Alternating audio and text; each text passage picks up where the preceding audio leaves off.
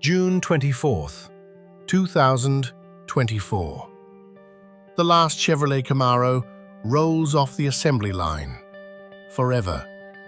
57 years of history, 5 million cars sold, hundreds of racing victories. That's it. The end. But here's the strange thing. The Camaro died a winner. It was faster than the Mustang, more powerful, more technologically advanced, and yet it's still lost. This is a story about how you can win every battle and still lose the war. The year is 1964, Detroit. Panic at General Motors headquarters. Ford has just unveiled the Mustang, and it is destroying the market. 400,000 sales in a year. It's a disaster for the competition. GM management calls an emergency meeting. There is only one question: how to respond. The problem? GM didn't have anything like that. The Corvette was too expensive. The Chevelle was too big. The Nova was too boring. They needed a completely new car, from scratch, and they needed it yesterday. Normally, developing a new car takes 4 to 5 years. GM gave themselves 2. The project was given the internal name Panther, but the marketers wanted something different, something that would eat Mustangs for breakfast. And they found the perfect name, a name that literally means devourer. But more on that in a minute. Camaro. What does it even mean? The official version from Chevrolet? The word doesn't mean anything. We made it up. Journalists didn't believe it, and they started digging. It turned out that in French slang, Camaro or camarade means friend or buddy. Not bad, but not aggressive. But in Spanish, they found something more interesting. In Old Spanish slang, Camaro means a small predator, a mantis shrimp, to be precise. A creature that hunts prey larger than itself. But there is an even better version. Some sources claim that in archaic Spanish, Camaro means one who eats Mustangs, literally, a devourer of wild horses. Coincidence? Chevrolet smiles and remains silent. When a journalist asked the head of the PR department what Camaro meant, he replied, "It's a small, vicious animal that eats Mustangs."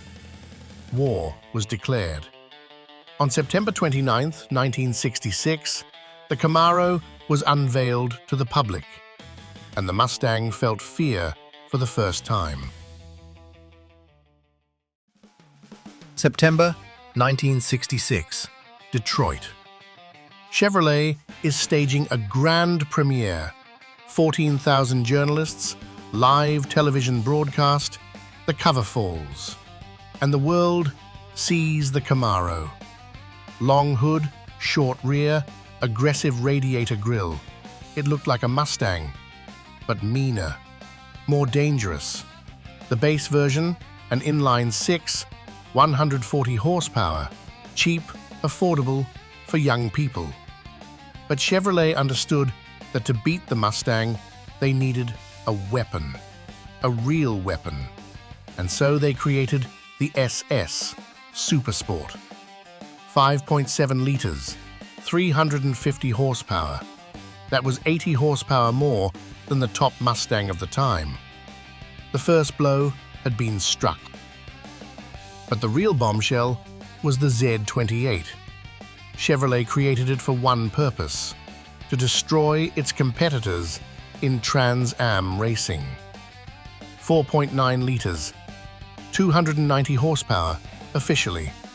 Unofficially, 350. Chevrolet lied on the paperwork to get into the right racing class. The result? The Z28 won the Trans Am Championship in 1968 and 1969. The Mustang was left behind. And then a monster appeared. A real monster. The ZL1. 1969. Aluminum engine block, technology from racing, 7 liters, 430 horsepower. Officially. In reality, about 550. The problem? The price. The ZL1 cost almost $8,000. More than a Corvette, more than some houses. How many were made? 69. Total. Today, an original 1969 ZL1 costs over $1 million. It is one of the most expensive American cars in history. The first generation lasted only 3 years, but in those 3 years, the Camaro proved it wasn't just a competitor to the Mustang, it was a threat. And then the 1970s came, and everything changed. The year is 1970, the second generation. Chevrolet makes an unexpected move. Instead of aggression, elegance. Instead of American brutality, European style. The new Camaro looked like an Italian sports car. Long hood, sloping roof, clean lines. Car and Driver magazine called it the most beautiful American car of the decade. But beauty isn't everything. Monsters still roared under the hood. The SS396 had 350 horsepower. The Z28 had 360. The LS6454 had 450. It was the most powerful Camaro in history until 2017. And then came 1973. The oil crisis. Gasoline prices quadrupled. Insurance companies jacked up prices for powerful cars. The government introduced emissions standards, and the Camaro began to suffocate. Power declined every year. 72, 300 horsepower. 75, 155. 79, 115. In the base version, the Camaro went from being a predator to a kitten. A beautiful kitten, but a kitten nonetheless. GM wanted to kill the model several times. In 1972, production was halted for 2 months due to a strike. Many thought it was the end, but the Camaro survived. Barely, but it survived. The second generation lasted 12 years, longer than any other. Why? Because it was damn beautiful. People bought it for its design, even when the engine was barely breathing. The 80s brought new hope, but also a new problem. A problem that would haunt the Camaro until its death. The year is 1982. Third generation. The Camaro is changing its look again. Goodbye, European elegance. Hello, sharp angles and hidden headlights. The design was so futuristic that the Camaro starred as a robot. KITT, Knight Rider, a talking car from the future. It was a Pontiac Firebird, the Camaro's twin brother on the same platform. But for millions of kids in the 80s, it was the coolest car in the world. The Camaro and Firebird became pop culture icons. I Rock Z, 1985. Named after the International Race of Champions racing series, 245 horsepower. By 1980s standards, it was a beast. The Camaro began to gain momentum again, slowly but surely. But there was a problem. Build quality. GM cut corners everywhere. The plastic creaked, parts fell off. The electrical system malfunctioned. Journalists joked, "The Camaro is a great car, if you don't mind that it's falling apart." The Mustang wasn't perfect at the time either, but Ford learned from its mistakes. GM didn't. In 1992, the third generation was discontinued, and Chevrolet promised that the fourth generation would change everything.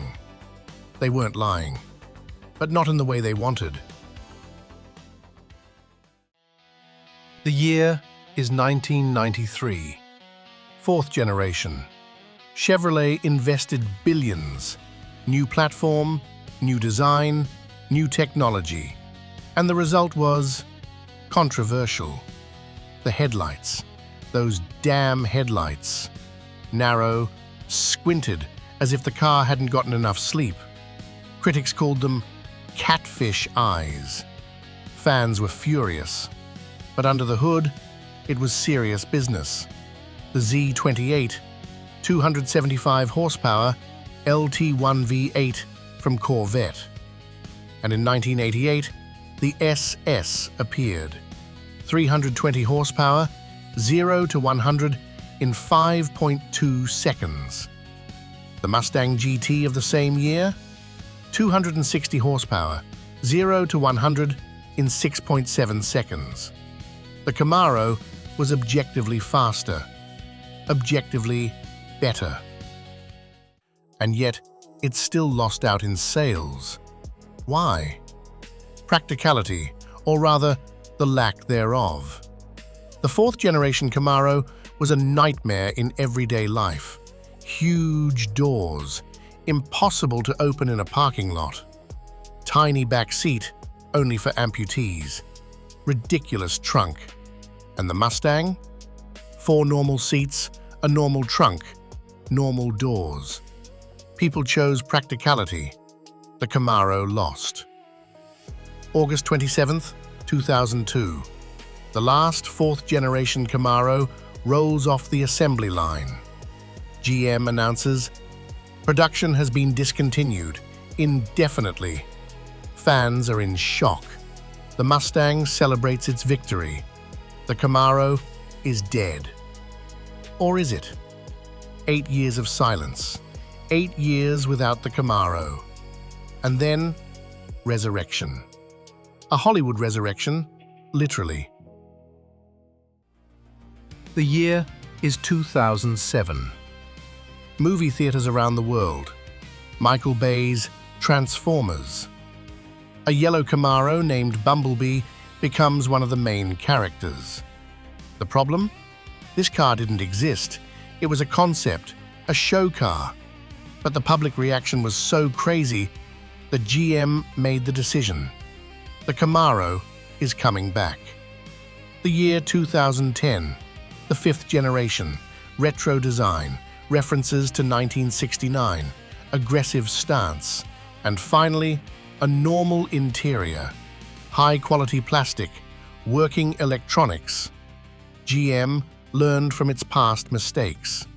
The base V6 has 304 horsepower, more than the top versions of the 1970s. The SS, with a V8, has 426 horsepower, and the ZL1, 580. The monster is back. In 2012, the ZL1 beat the Mustang Shelby GT500 at the Nürburgring. It beat the Porsche 911 Carrera S. It beat the BMW M3. The Camaro was king again, and sales skyrocketed. In 2010, 81,000. In 2011, 88,000. For the first time in a decade, the Camaro outsold the Mustang. It seemed like victory was finally within reach. The Camaro had finally won the war, but it was an illusion. Ford was preparing a counterattack, a strike that would change the rules of the game forever. The year is 2015. Ford releases the sixth generation of the Mustang, a global car, independent suspension, worldwide sales. Chevrolet responds in 2016. The sixth generation Camaro, smaller, lighter, faster. On Cadillac's new Alpha driver, the Mustang doesn't even come close. The Camaro 1 LE destroyed its competitors on the track. The ZL1, with 765 horsepower, was faster than supercars. The Camaro won every battle. And it was losing the war. In 2017, the Mustang sold 75,000 units. The Camaro sold 50,000. In 2019, the Mustang sold 72,000 units. The Camaro sold 48,000. 2022, Mustang, 60,000. Camaro, 24,000. The gap widened every year. Why? 3 reasons. First, visibility. The 6th generation Camaro was like a tank. Tiny windows, huge pillars, parking was torture, changing lanes was a lottery. Second, practicality. Again, the rear seats were just for show. The trunk was only big enough for one bag. Third, price. The Camaro was more expensive than the Mustang with comparable specifications. And people don't just buy numbers. June 24th, 2024. Lansing Grand River plant. The last Chevrolet Camaro, a red convertible, rolls off the assembly line. The workers applaud. Some cry. 57 years of history come to an end. So why did the Camaro lose? The answer is simple and harsh. Chevrolet forgot why people buy muscle cars. Not for the best time at the Nürburgring, not for an extra 50 horsepower, not to win magazine tests. People buy muscle cars for the emotion, for the style, for the dream. Ford understood this. The Mustang is an affordable dream, a car for everyone. For the student saving up for their first car, for the father who wants to relive his youth, for the girl who wants to stand out. The Mustang is democratic. The Camaro has become elite, a car for those who understand, for enthusiasts, for racers. The problem? Enthusiasts are a minority. The majority chooses the Mustang. The Camaro was the better car, but the Mustang was more loved. And love won. Is the Camaro dead for good? GM hasn't officially closed the door. There are rumors of an electric Camaro, of a revival in 2027. But for now, silence. And the Mustang? The Mustang continues to roar. 7th generation, gasoline V8, and an electric Mark E to boot. Ford won a war that lasted 57 years. But you know what? The Camaro is still a legend. 5 million cars sold. Hundreds of racing victories. Bumblebee. Kit. Thousands of movies. The Camaro lost the war, but won a place in history. And maybe one day, the Mustang Slayer will return. In the next video, the 3rd participant in the Great War, the Dodge Challenger, a car that died twice and rose 3 times. Subscribe so you don't miss it. And in the comments write, which Camaro is your favorite? And do you believe in its return? See you soon.